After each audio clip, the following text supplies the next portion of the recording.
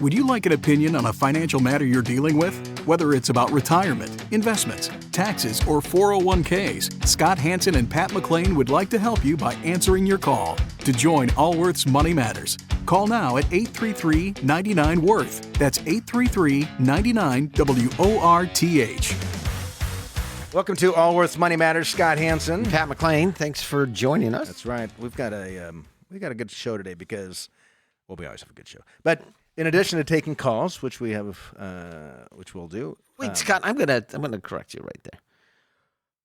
You might think we always have a good show, but I read the reviews, and people have some opinions that would say something else. I was sharing my opinion. Okay, thank you. Am I not entitled to my opinion? Thank you. Yes. And I have a microphone. That's right. And people can choose to tune this. Stop listening. That's okay. I do read the reviews, and do you have them in front of you? What is that? No. I don't have the. I did ask our marketing people if I could read the negative reviews out loud on the program, and they said no. Why no? They said it wouldn't add to the value of the show, but I don't know. Every once in a while, just read negative. There's some crazy people out there too. That's right. Yeah, some of the things they say are like, really, you're bothered by that. Yeah. And one of them is that we interrupt each other too often. Like, well, we get excited about this. I know. I mean, we've had complaints to program managers on radio stations because, which was our predominant form of communication up until the advent of the podcast. Complaining that we talk chit chat too much and talk about our personal lives more than we should. And yes. But then you talk to other people, that's what they enjoy about the program. Now we intersperse it all. Maybe I'll do a special podcast. And by the way, before we get to this, just I have two teenage girls in my house. Not just it's like an alien invades. I don't know where this is going. I just started thinking about my personal life. Our personal life. I've got two aliens in my house. You never know who you're going to get. Maybe it's the sweet girl. Maybe it's this alien inside the brain. What age are 16 and 13. Scott, what were you like at 16? Oh, I know. Was that the purple hair phase? That might have been. I didn't have purple hair. I had blue-black hair. That was maybe that was 18, 17 maybe. When did you get the piercings? Didn't you have an earring at some point? I went to church camp in high school. I came home with pierced ear. My mom was really happy. I came home. Church camp. I did. I came home. I'm just glad they didn't have a tattoo place there. Maybe I was 15. I came home and I had an earring in my ear. The guy in my cabin pierced it. Stuck like an orange or something behind my ear and just shoved the earring in. And what kind of earring was it? I don't know, some fake diamond or something. A beer cap? It was the middle of the 80s. Guys were starting to have piercings. Okay. All right. So I'm just the reason I asked this question is just to give you a point of reference that you were an alien at someone's house at some point in time. You were an alien as well. Sort of thing? Yes. How disappointed my mother was. Yes. What a good boy Scott is. I sent him to church camp. I almost got kicked out of one year too, but that's another story. And I come home and my mom was so angry. She says, "I am not going to speak to you as long as you have that earring in." I thought I just died and went to heaven. My mom didn't speak to me for a week and a half. She thought it was a punishment. I'm a 15-year-old kid. What 15-year-old kid wants to hear from their mom? Okay.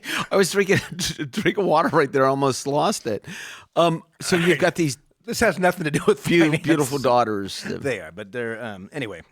All right. Is there anything else? Interjection is there anything else you need to get off your chest before we actually go on to real stuff? We may have some comments of like, that story's hilarious. It reminds me of my kid. Correct. Or there might be someone like, you guys are idiots. Why don't you talk about the financial markets instead of hearing about, I don't want to care about Scott's earring when he was 15. I do. By the way, the hole is never closed up. I'm 57. I can still stick an earring in. Have you? Every 5 years or something, just out of curiosity. I don't wear it anywhere. I'd like to. Not that there's anything wrong with. I don't care less about it. I'd like to see that. An earring? Oh yes, I would find that quite like a big diamond. Oh yeah, like a loop, like a big loop. I always find it a little perplexing when, like, in the industry we're in, we tend to dress fairly conservative, look fairly conservative. Yes. Every once in a while, you see an advisor though that like a guy with the earring or just something a little different. And I'm thinking, there's certain people that are just going to be automatically turned off by you being. And maybe the self-confidence is so much. Anyway, enough of that. Listen, we're going to take calls in a little bit here, but before we start, yeah, there are big tax changes coming, regardless of who wins the presidential election. why do you say that? Because, well, let's describe what's happening. Okay. So it's the 2026 sunset of the Tax Cuts Act. These are the Trump tax cuts that he put into office when believe it was his first 2 years. When it was the Tax Cuts and Jobs Act of 2017. But they're sunsetting automatically In 2025, at the end of 2025. Yeah, so for 26 and beyond, it's going to revert back unless Congress acts, and they can't just put in cut taxes without having some offsetting. Reduction, increase in something. Decrease in spending, which is why they make these things temporary. By the way. So anyway, we're having a special guest join us to talk about this. We're joined with Blake Davelaar, and Blake is in our Tucson, Arizona office. He's a certified financial planner, and he started at a young age. I think he started even as a college intern. Fell in love with the industry, got all kinds of education, and he's a really, really sharp guy, young man in our Tucson office. So, Blake, thanks for joining us. Yeah, you bet, guys. Thanks for having me on. Yeah, so maybe give us a little background of like what were these changes that happened in the Tax Cuts and Jobs Act of 2017, and why should we be worried about them expiring? Yeah, thanks for having me on again. And this is one of our favorite topics, often overlooked, the tax planning conversation. Typically, clients are well aware of what taxes they paid last year, and especially around April 15th, they're very aware of what taxes they owe. However, we really try to put our thinking cap on and look forward into the future of what the total tax picture looks like, maybe over somebody's retirement, looking at 5, 10, 15 years down the road. And of course, we're not in the business of predicting what's going to happen with future tax rates, but we do know that taxes are pretty darn low today, thanks to the Tax Cuts and Jobs Act back in 2017. To summarize, that act passed pretty much lowered brackets across the board for everybody. Percentages came down. Most people now are in the 12%, the 22, the 24, the 32% bracket. So those percentages, those different brackets all came down. Which helped save the percentages. So, like the average Americans, the typical Americans in a 15% tax bracket or lower, that 15% went to 12%. So, a pretty significant cut for the typical American. Indeed, and the standard deduction was doubled, and it's estimated out there in the IRS and different publications that about 80% roughly of Americans saw a tax decrease as a result of this 2017 act. And in order to get that passed through Congress, there had to be some strings attached, like you gentlemen were mentioning a little while ago. And one of those strings attached was that this has an expiration date, and that is coming up at the end of next year, which sounds scary. And of course, we have an election between now and then. So what we know is that, hey, taxes in 2024 and what we think might be in 2026 are as low as they've been in 50 plus years. And in all likelihood, they're probably only going to go higher. Can't say that for sure, but it sure seems likely with this deficit. So there are some planning opportunities here. So you said 2026. So these expire at the end of 2025. Correct. Okay. All right. So the idea behind this, the one that I spend time on with my clients, anyone with significant net worth, is this estate tax exemption. And they're like, well, what's the big deal? This number is the highest number that you could pass on tax-free to your heirs, either while you're living or when you're dead, we've probably seen in, I don't know. Who knows? Who knows? When we first started in the business, what was it? 600,000. 600,000. And today it's almost 14 million. per individual. And so what happens with that, Blake, at the end of 2025? Yeah, things stay as they're projected to go. It's going to drop to about 7 million. So it'd be cut in half just about per person. So a married couple would be 14 million. But it could go lower. Could always go lower. It could go lower. Oh, well, because the challenge, here's these will expire. That will absolutely is going to happen. And which would mean a tax increase for roughly 80% of the Americans who received the tax decrease in the past, right? That's a great way of looking at it. Here comes a tax increase. Well, that's what's going to happen. So what do you do in that time period? How do you take advantage of this? Well, tax rates are on sale is another way to think about this today and next year. So filling up those lower brackets, if you find yourself in the 12% bracket, why not pay taxes today at a 12% rate when we are pretty confident it's going to go to at least 15% in a couple of years? So locking in today's low tax rates through strategies like Roth conversions or looking at accelerating some income from different sources and different accounts, et cetera, at today's low rates, which of course is counter to what most accountants and CPAs out there will tell you, but it's just smart tax planning to look at Roth conversions specifically. And what we care about as planners is our clients paying taxes at their lowest rate. So that in most cases, 12% is a pretty darn low tax rate. Even 22 and 24, we do a lot of tax planning in those types of brackets as well to look at some of those strategies. So even if my guess is that my guess is nothing's going to be solved in 2025. We're going to spill into 26 before Congress finally gets something passed through.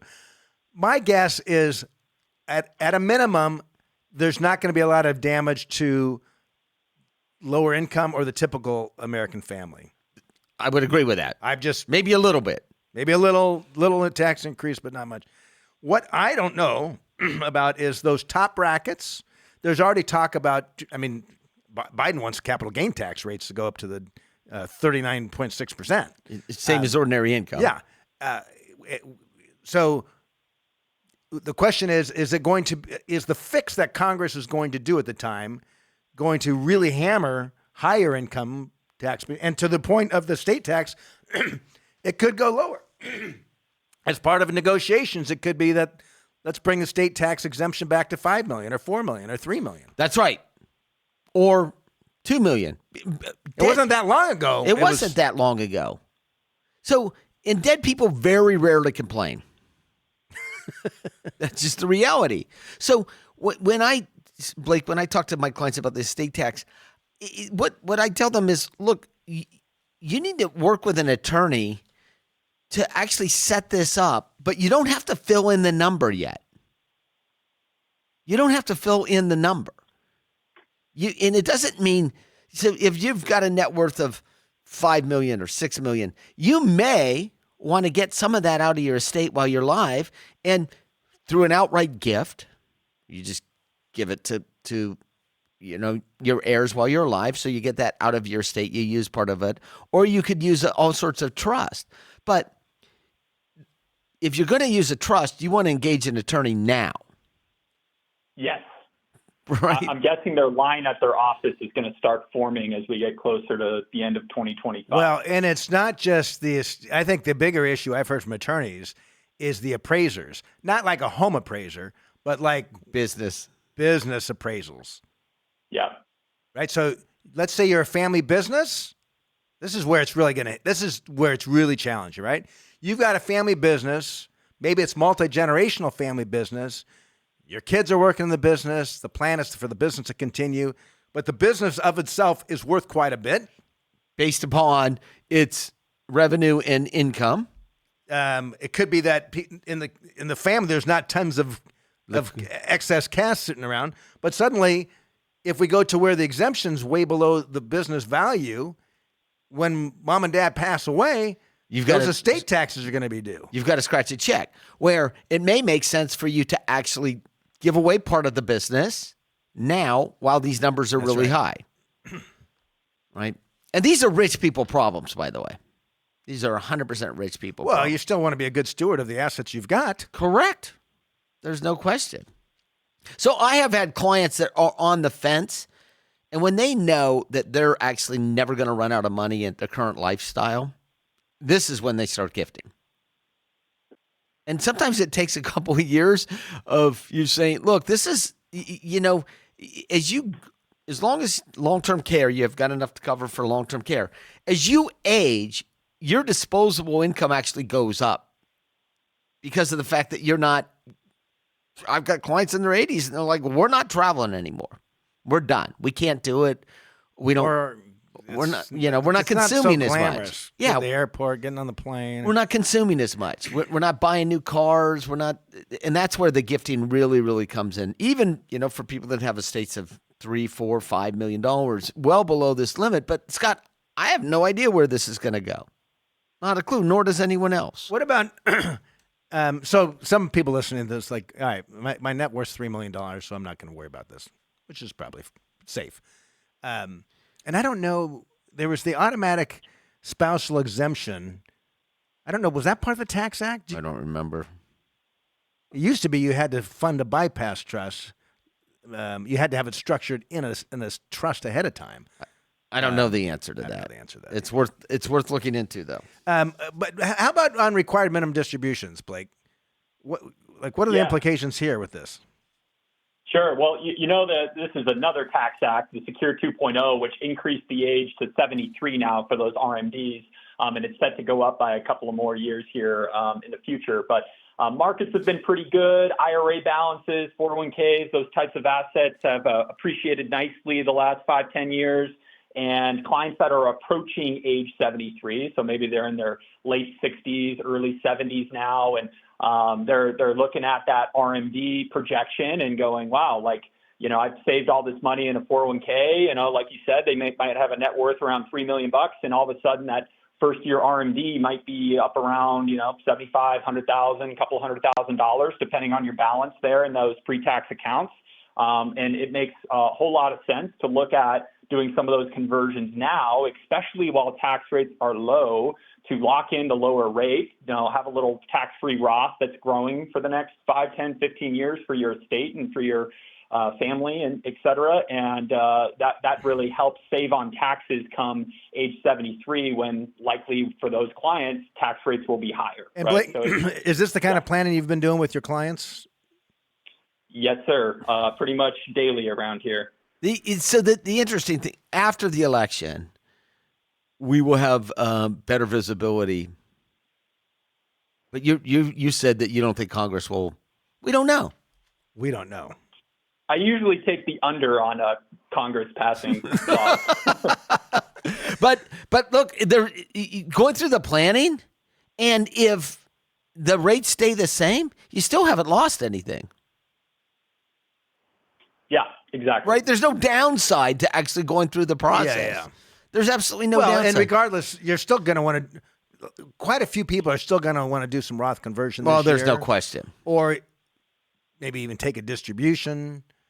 There's no question. Or maybe take a charitable distribution from your retirement account at the age 70. So Blake, let me ask you a personal question. How old are you? I am about to turn 29 here in about a week. So you started as an advisor when you were 21, 22? As an intern when I was 19 years old. Nice. Right. So I had some friends. And you work really closely with Brian Murphy. And how old's Brian?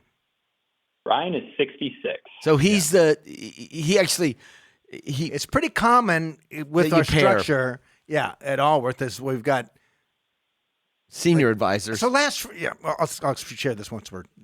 Okay. Well, anyway, Blake, thank you for joining the show. We appreciate and thanks for being a team member at Allworth. You're great. You bet, guys. Have a good day. Yeah, appreciate thanks. It. So last Friday of the date I'm recording, last Friday, I went to a retirement party at one of our advisors. And so I just went there and talked to, they had an open house for a few hours. People can come, and it was really nice. They had a big giant card. Everyone's signing their card and taking photos and whatever. Nice little party. But I'm talking to his clients, the ones that he'd been working with for years. They all loved him, of course. That's why they were at the party. Yes. Maybe not all his clients loved him, but the ones who showed up obviously loved him. And it's such a bummer he's retiring, and which I understand from their perspective. But the reality is, if your advisor you're working with now will either die or retire at some point in time. This is correct. We all know that.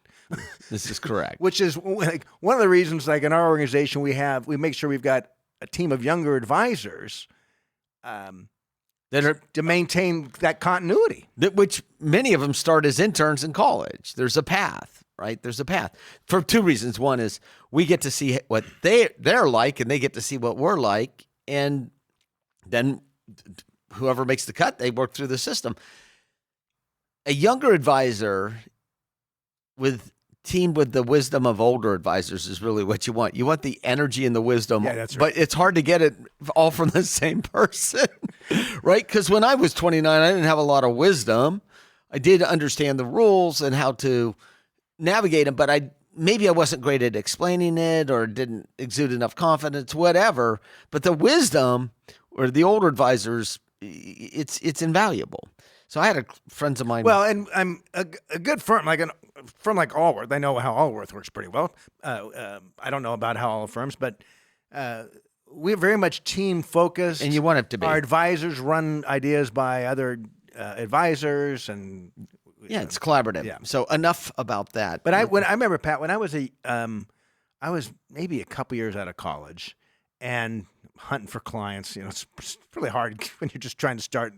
At least back in those days. And it was a family friend that I was meeting with, and obviously I'm trying to convince them that they should hire me. And he says, "I'm so glad you're young." And I kind of looked at him strange. He said, "My dentist retired. My CPA died. My doctor retired." He says, "At least I know that you're going to be around until my dying day." He liked the fact that I was young. So at that point on, whenever I was talking to a potential client, let me explain why it's so beneficial. Why I'm young. Yeah. Why it's young. Anyway, but we love having our young, youthful advisors with us, helping us. And this tax act. It's a big deal. But to your point, like, come November, if post-November, if we have a Democrat president and Democrat controlling the Congress, we could probably assume like taxes for particularly the high end are going up. That's yes, and the estate tax exemption is coming down. Yeah, the exemption's coming down, which means that and the rate of estate tax is going to revert back to a much higher rate. Which is 55% or something? It's 40%. It's a big number. It's a big number. It's a big number. Oh no, it's massive. Yes. And if we see a Republican House president and Republican control both sides of Congress, you could probably assume that they're going to be extended. But if there's a mix, who knows? Yeah, it's pretty. But there's no downside in it. There's no downside. Into what? In going through the planning and the Roth conversions, or even setting up. Oh well, some of it just makes sense regardless. Yes, yeah. There's no downside. That's the whole point. There's a lot of upside, but no downside in going through the process. So unless you take time on something that doesn't, you spend a lot of time, there's a downside.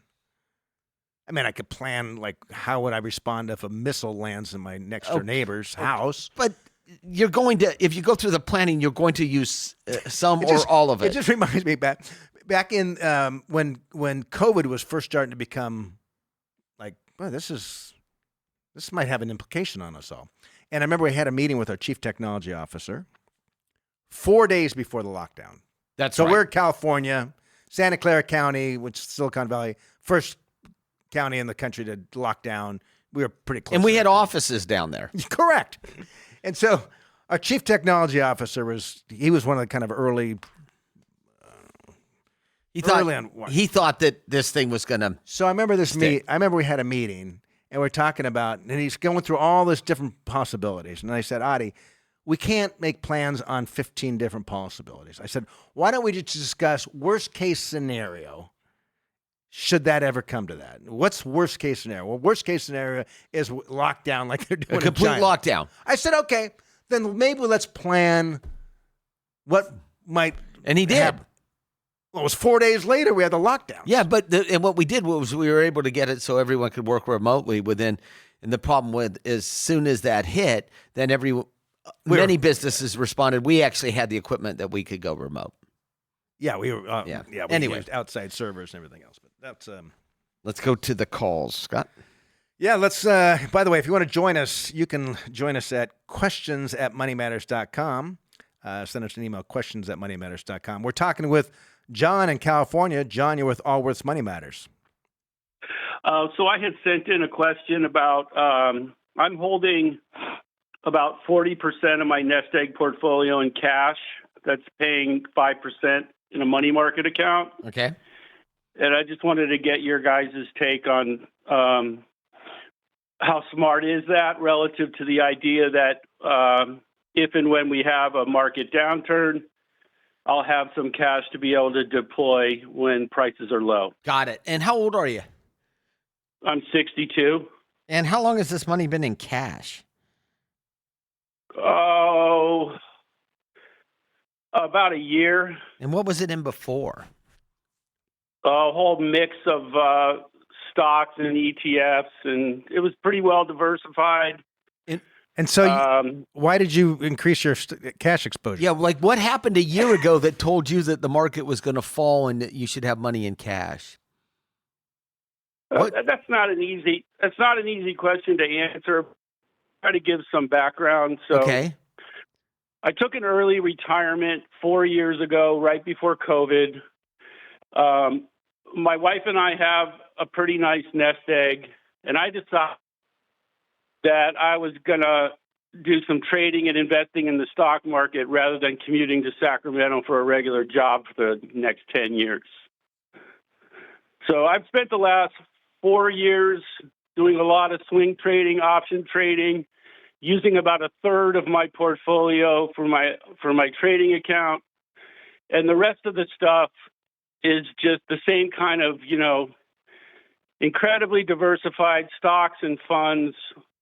I've been moving a lot more of it into sort of like dividend producing items to increase our income. But,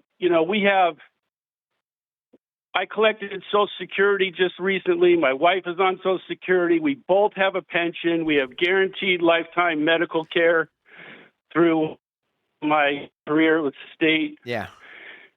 And so our income is solid. We have a nice nest egg.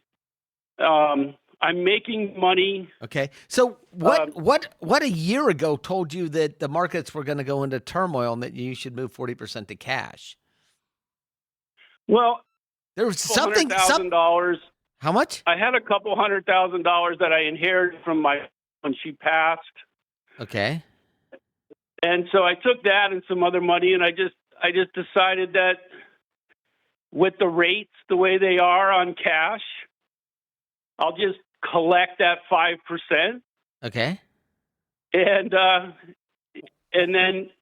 I may have an opportunity in the next couple of years.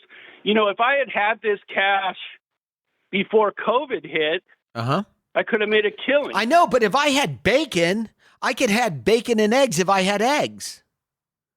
Right?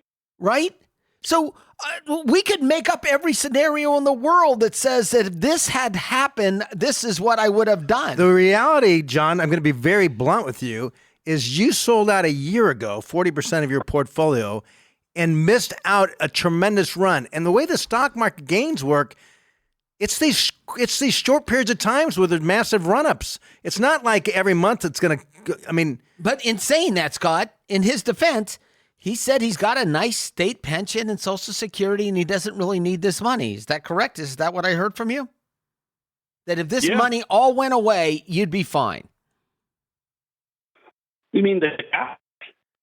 These investments, you have enough Social Security and pension income coming in that if all this money that you're trading in and moving around in the markets went away, you'd be fine. Is that what you told me? I didn't say whether you'd be happy. I said you'd be fine. Yeah. So in a general sense, I think the answer is yes, but I'm not sure I fully. Okay. Are you saying that if all my investments went to zero, that's right, my pension and Social Security would pay my? That's your right. Question? That was my question. Okay. So I guess I would be able to scrape by, probably. But I don't think that $1 million worth of assets is going to zero. Okay, well, listen, the way you're managing it. It could. Yeah, I guess I don't see it that way. Okay, well, look, so you get a pension from the state of California. Are you secure that, are you pretty confident that that pension is well invested and will provide income until your dying day? I'll receive it for the rest of my life. Okay, so I believe your pension from the state of California is managed by California Public Employee Retirement System. Can you imagine if you found out the CalPERS had 40% of the portfolio sitting in cash? And that they were trading options on a large portion of it? My point being is, this is retirement. This is retirement income. You're not treating it as such. You're not managing this money in a professional, responsible manner. That's just the reality. Would you hire me? You come into my office and you say, Pat, here's my $1 million. What are you going to do with it? And I say, well, listen, John, here's what we're going to do. We're going to do some options and puts and some calls and this on the market because I read some stuff. And by the way, when we just for some reason decide that the market possibly overvalued, we're going to move a bunch of it to cash, and including new money that comes in, and we're just going to wait for a buying opportunity at some point in time. Would you hire me? Probably not. All right, there's your answer. That's what you just did. And so my point being is that, look, if you're going to manage it yourself, you're going to have to take responsibility and act professional about this. And professionals aren't just doing wild ass, excuse my language. Am I allowed to say that? I think you are now. I don't know. Things with their portfolio. I'm 100% serious. So why don't you do this? Read up a little bit. If you want to manage it yourself, which sounds like you do, read up a little bit about how professional pension funds manage money. Professional pension funds. And less than, you get a check every month from the largest pension plan in the United States, if not the world, California Public Employee Retirement System. And they don't have 40% in their cash. Everyone on their board of directors, including their chief investment officer, would lose their job if at any point in time their portfolio was 40% in cash. So your question to us is, you're hoping that we would justify this 40% in cash? I can't even justify. And that's fine. I appreciate your opinion. Thank you. I'm happy to receive the 5% that I'm getting. I'm doing reasonably well with this crazy idea I had where I can generate some profits by trading the markets on my own. Relative to what? I've learned a lot over the last 4 years. And so I'm averaging about $3,000 a month in gross profits on my trading account. Off of how big of an account? It's irrelevant. We understand. $250,000. All right. Well, Well, then continue forward. We wish you well. And we have solid income sources. Perfect. Well, sounds like you're fine then. The 5% on cash is a nice payment. Perfect. Yeah. So we gave you. So that was why I asked the question. Perfect. Sounds great. We wish you well. Appreciate the. We do appreciate the call. Yeah. Thanks, John. Do appreciate the call. One of the reasons on options. Options are a zero-sum game. Really no different than the way blackjack works at the casinos, right? I think we all understand. You sit at the table long enough. Well, they're less than zero because there's friction in the trade. That's correct. And the house gets a little bit. It's the same thing that happens in the option market. So if I'm writing a put, someone else is buying it on the other side, we both can't be right. That's correct. If I make $1, the other person loses $1. Yes. Then some, because there's some transaction costs. The transaction. Which is very different than if Pat and I have decided, let's go both buy this individual stock of a company. We're not betting. We could both win. We could both win. We could both lose. We can both lose. And sometimes when people do trades, look, if you're in a time where the market goes up I'll give you a prime example. 1999, the NASDAQ was up 85% that year. You remember that, right? Yes. And I It was remember a terrible time. I remember a guy coming in and he was bragging about how he was day trading. That's when day trading really kind of took off. Day trading and how he made like 75% previous year. In the market. Okay. All tech stocks. Exactly where I'm going. Yes. Bragging about how well he did. I said, you could have just bought the index and you would have done better. But he thought he did great. That's why I said relative to what? Right. What happens when the markets go the other direction? Yeah. I think we know the answer there. Anyway, we're now talking with Deborah. Deborah, you're with Allworth Money Matters. I have a twofold question in reference to stocks. Okay. Not a particular stock, but my financial situation is very good. I don't have any debts or financial concerns. I have a pension. I manage a portfolio, which is about 100% equity with some treasury bills and I-bills. But what I'm interested to know is what percent of a portfolio is appropriate to be dedicated in a specific stock? And related to that, does that answer differ based on the value of the portfolio, and if so, how? You actually you answered the question for us by that last statement you made. So imagine this.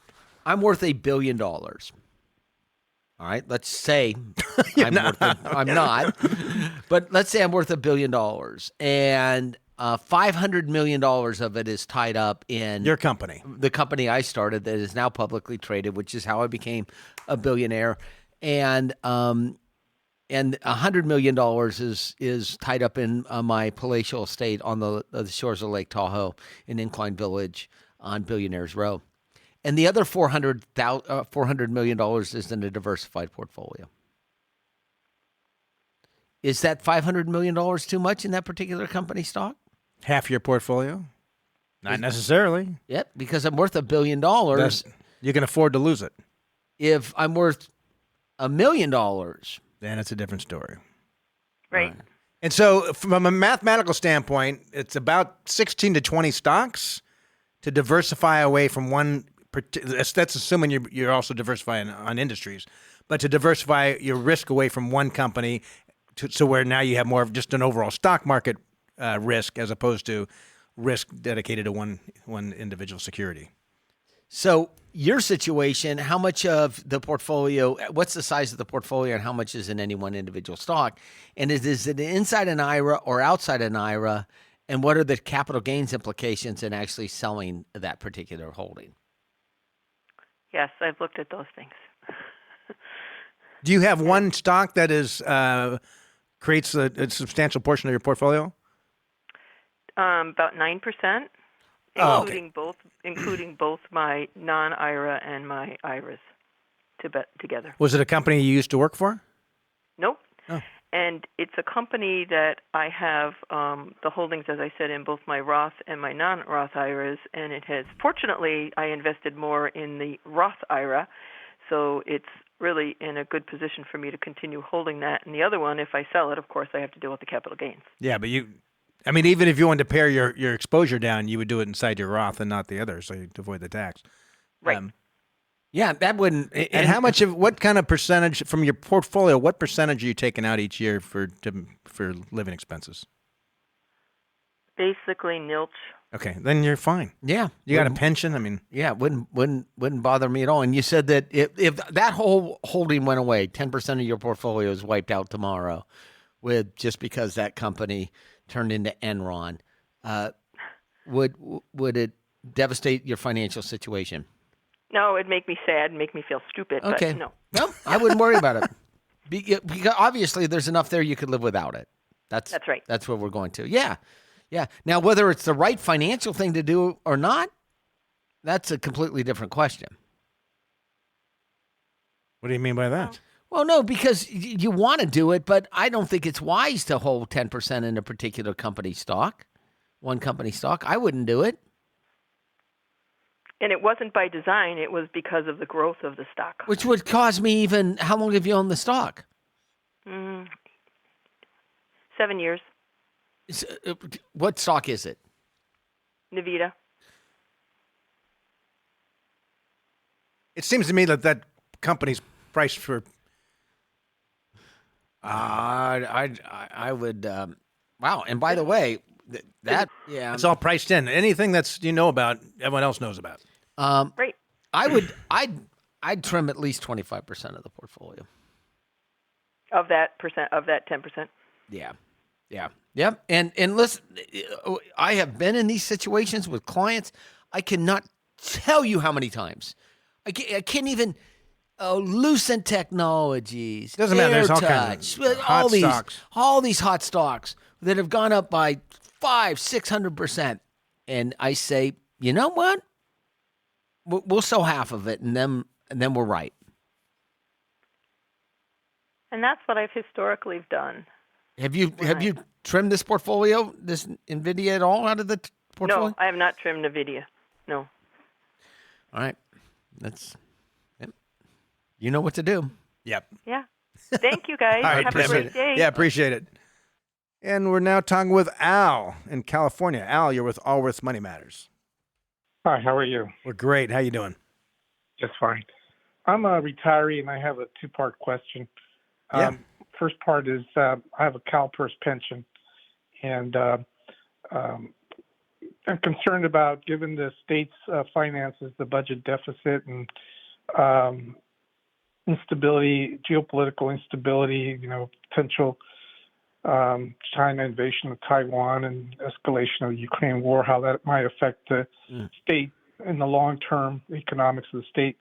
And want to know just how the current distributions of pensions are sensitive to the state's financial picture, the government's. How underfunded is PERS right now? Do you recall? It is underfunded. Yep. I don't know where it's sitting right now. Yeah, that isn't so much the question. It's just if it was, would they affect the ongoing pension distributions to, how old are you? 67. 67. Mm-hmm. I mean, first of all, if I were in your situation, I wouldn't spend any time worrying about it. I would agree with that. One, you have no control over it. It's not like you can take your pension and go somewhere else with it. And two, you can't say, please give me the cash that you've set aside for me, and I'm going to go move it to somewhere else. And if when you should start worrying about it, there will be an indicator, and that indicator will be that they will go to existing employees and say, oh, by the way, you used to be able to retire at 55 and get a pension. You can't retire till you're 60 and get a pension. It used to be 1.5 times your years of service. Now it's 1.3. So there's so many steps that will go through. The increased employer contributions. Employer contributions. Employee contributions. So before they touch the beneficiaries that are receiving checks right now, they will go through a series of steps. This is, you asked my opinion. They will go through a series of steps to actually try to lower the ongoing pension liability by changing the payouts to those people not yet receiving the benefits. Now, we've already started seeing this happen in some districts around the state of California. And for the rest of the listeners around the U.S., we're more familiar with CalPERS because we're located here and we're in the state capital where it's being managed. They've already started with some districts, fire districts, water districts, that have changed the benefits to the new employees versus ones that had started 4 or 5 years ago. You should worry, not that you could do much about it, when they actually go back and start changing benefits to people that those have been promised. Now, technically, in the state of California, you can't. But that was a law that was put into place. It doesn't mean it can't be changed. Okay, that was the first part of your question. What was the second part? But when I think about probabilities, though, very low. So low. Okay. I mean, so I shouldn't lose sleep. I wouldn't lose. There's a lot of political uncertainty right now. There's often been times of a lot of political. This isn't. I mean, we've got a couple wars going on. This isn't the first time. I mean, if you think about other periods of times, much worse. Oh yes. Than what we're facing right now. Okay. So I wouldn't, and maybe China invades Taiwan. I hope not, maybe so, but I don't think the world's going to come to an end if that happens either. Might for Taiwanese, but not for the rest of us. Second question. Okay. Well, assuming or let's say that Republicans take over the entire federal government, executive, legislative, and they already have the courts, what kind of changes can we expect in Social Security? What's your none of that would bother me as much as what your income is. So if there's going to be a change in Social Security benefits, our opinion, and I speak for Scott here as well, that it will affect those of either high net worth or high income. We have no idea what's going to happen, but that- we all know that the trust fund's going to run out in around 2034. Regardless of whether the Democrats, 10 years from Republicans, now. Libertarians, At parties to be named at a future date are in charge. There's a statutory across the board cut of about 24%, somewhere in there. It won't happen because you can't take away 24% of a 78-year-old widow who's making $1,000 a month in Social Security and send $4,000 a month to a 65-year-old multimillionaire. Just it would never fly. What is your overall income and what is your net worth?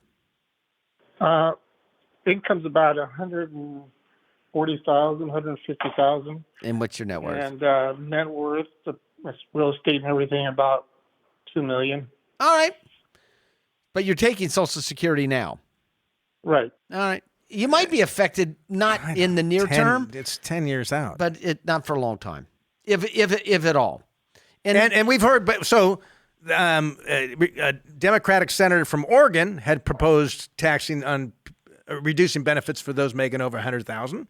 Then you go to the other side. Chris Christie had also said those making over $100,000 should have a reduction in benefits. So it's not a Democrat-Republican issue. I think when we get close to that cliff, then it will neither party's going to want to see a 78-year-old widow on the television talking about how she can barely survive any longer. But they may say, look, Al's making $140,000 a year. He's got $2 million. Al can take a little bit of a haircut. And quite frankly, Al, you can.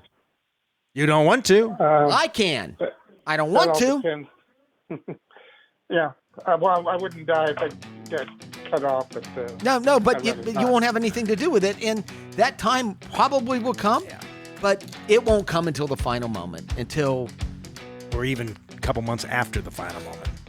Wait. Yeah. So appreciate the call. Yeah, I wish you well. Right. Well, it's been fun being here in the studio with you, Pat, as always. Yes, Hope our listeners have enjoyed it. Yes, and nice catching up with you again, Scott, as we talked about our personal lives. Anyway, this has been Scott Hansen and Pat McLean of Allworth's Money Matters. This program has been brought to you by Allworth Financial, a registered investment advisory firm. Any ideas presented during this program are not intended to provide specific financial advice. You should consult your own financial advisor, tax consultant, or estate planning attorney to conduct your own due diligence.